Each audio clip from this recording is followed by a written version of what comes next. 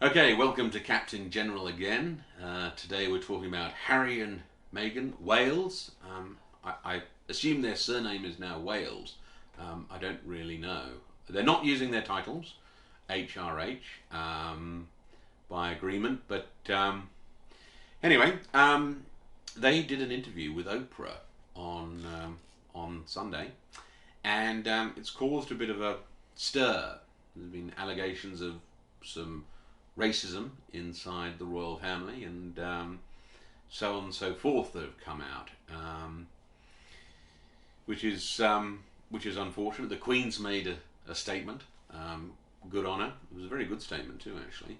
And she said all these matters are going to be dealt with privately, and recollections may vary, and so on and so forth, which actually is quite even-handed. But anyway, the question becomes, who's to blame? And even in the UK press, it's sort of become a whodunit with who said what to whom and when and how insensitive was it. And I think this is an interesting topic because it leads you into, I think, a false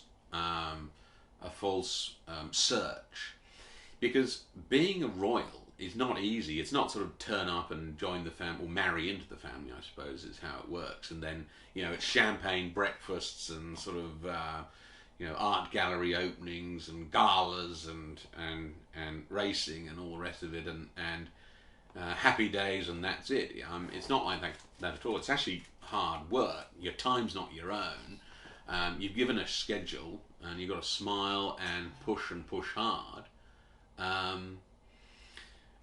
To manage all of those engagements. I think it was Queen Victoria who complained. I can't remember which duke it was, but he lived in a much nicer house than she did. And the Queen Victoria pointed out that she didn't have such furnishings. So they're not the richest out there, and that their lives are not the easiest. That's for certain. However, some people say that it's in poor taste, sort of complaining about your problems from a mansion, so on and so forth. That's an understandable point of view. However, it lacks the whole reality of the fact that a difficult circumstance can still be, and a very nice surround can still provide a difficult circumstance. So it's, like a gilded cage. It's not as simple to say that, oh, well, they're in a mansion, so they're happy, and that's the end of the story. So, it's very interesting from that point of view. But then, I suppose, the question becomes, who is to blame? Now, I think the important part about this is that pre-assumes that there's anyone to blame. And as I say, being a royal is not easy. So, I think it's fair to assume that everyone in the situation made mistakes and found it difficult, and it doesn't help to look for an evildoer, some sort of agent of destruction, almost, like the god throwing in the apple with the property right to the most beautiful goddess on it, and without naming her, and then three goddesses argue over it, or in the Greek plays when they'd have madness come on as a separate character. I don't think it helps to look for one person who is supposedly to blame. I don't think that helps at all, because I think it denies the reality of a difficult situation. And that's not to let anyone off the hook, but neither should we promote one person to being the troublemaker. So I think it's a difficult situation that Harry and Meghan and the family have found themselves in. And I suspect they're right. It's time that can heal it, but probably quite a lot of time.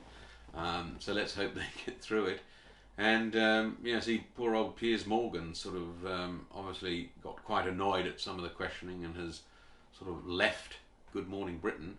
I think he was doing well to sort of get that time slot, because he's got his own opinions, and it's, I normally need to sort of wait till middle of the day and a couple of coffees to start listening to Piers Morgan. I'm not sure I could wake up and munch my toast in the morning to Piers.